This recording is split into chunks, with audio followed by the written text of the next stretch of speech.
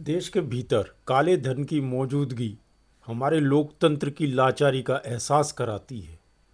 इस हकीकत से मुंह नहीं मोड़ा जा सकता है कि देश प्रेम की नैसर्गिक भावना शनह शनह लुप्त होती जा रही है।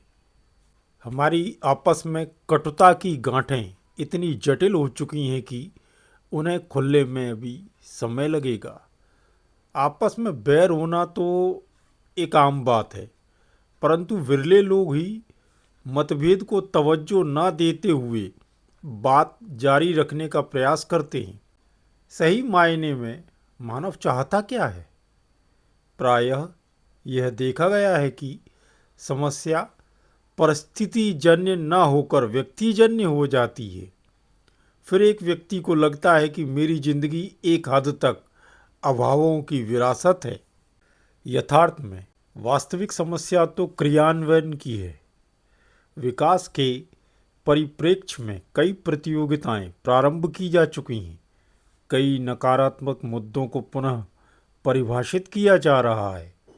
आज पद एवं कद के अनुरूप ही व्यक्ति से अपेक्षाएं की जाती हैं। अतः अपेक्षा का भार अपरिहार्य है। वहीं दूसरी ओर शक्तिहीन की व्यक्तिगत राय कोई मायने नहीं रखती है, वह औचित्यहीन है। सभी लोग एक दूसरे के समक्ष अपनी उत्कृष्टता सिद्ध करने में व्यस्त हैं।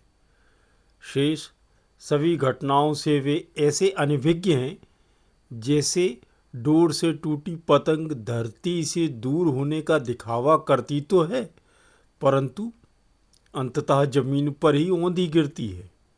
आज मानव का ज्ञान उसकी वाचाल प्रवृत्ति के अधीन हो चुका है। जिधर भी देखो लोगों में येन केन प्रकारेण अपने को अभिव्यक्त करने की होड़ सी लगी हुई है। सभी लोग अपने को अभिव्यक्त करने के लिए अत्यंत लालायित जान पड़ते हैं। क्या समय ही ऐसा है? क्योंकि काल की चाल सभी को प्रभावित करती है। इसे लेकर आप किसी भ्रम में ना रहें। यदि भ्रम है तो उसका निवारण कैसे किया जा सकता है? भ्रम पैदा होता है अनियंत्रित इच्छाओं से एवं तृष्णा से। हमारा वैदिक ज्ञान कहता है तृष्णा न जीर्णा वयमेव जीर्णा, अर्थात तृष्णा एवं इच्छाएं ये कभी वृद्ध नहीं होती, बूढ़ी नहीं होती हैं, बल्कि हम ही लोग वृद्ध पड़ जाते हैं। तृष्णाओं को यदि तुष्ट किया गया तो ये दिन प्रतिदिन विकराल रूप धारण करती जाएंगी।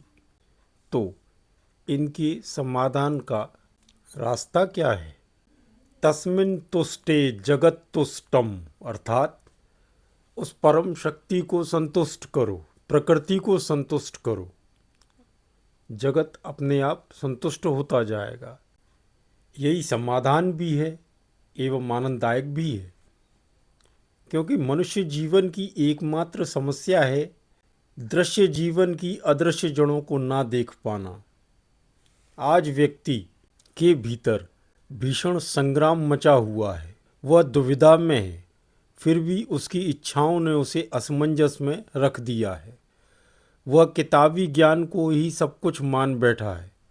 वह यह भूल गया है कि जीवन के समस्त पहलू किताबों से नहीं लिए जाते हैं। आपको हर पहलू के मध्य तारतम्य स्थापित करने की आवश्यकता है।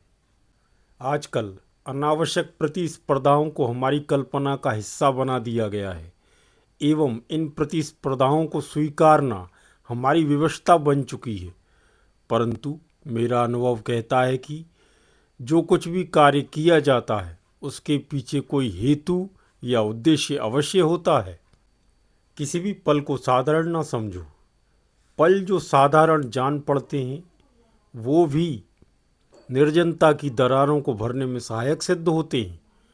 विवशता केवल मनुष्य के लिए है, ना कि समय के लिए।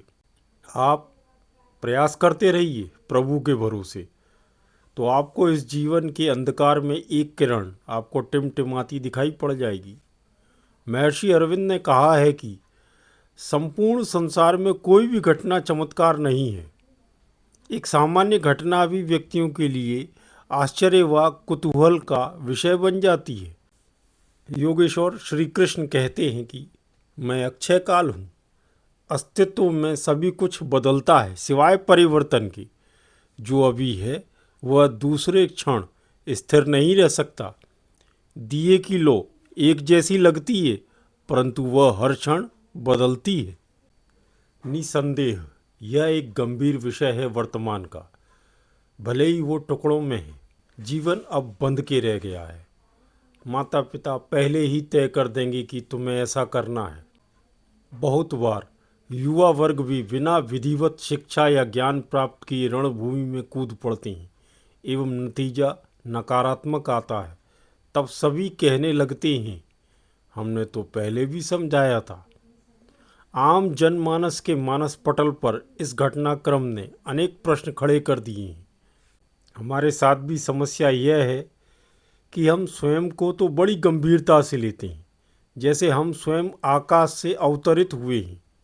आज मानव हर वस्तु की कीमत तो जानता है, उसे ज्ञात है क्या कीमत है इसकी, परंतु उसका अर्थ एवं उपयोग विधिवत रूप से वो कुछ नहीं जानता है।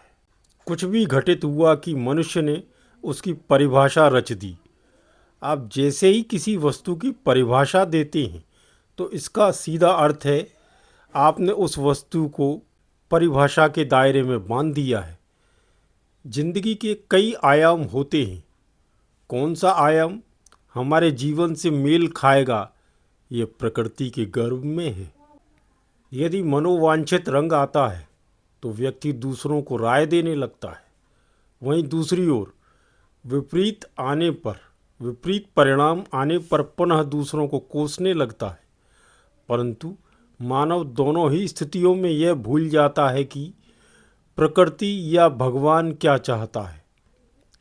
प्रकृति को सदा मौन की अभिलाषा है, निरंतर कार्य की अपेक्षा है, ना कि उपेक्षा।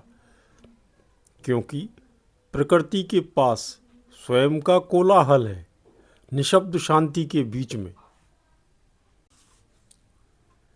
आजकल मानव क्वालिटी को खोजता है प्रत्येक वस्तु में, मात्र अपनी विलक्षण अद्भुत काया को छोड़कर।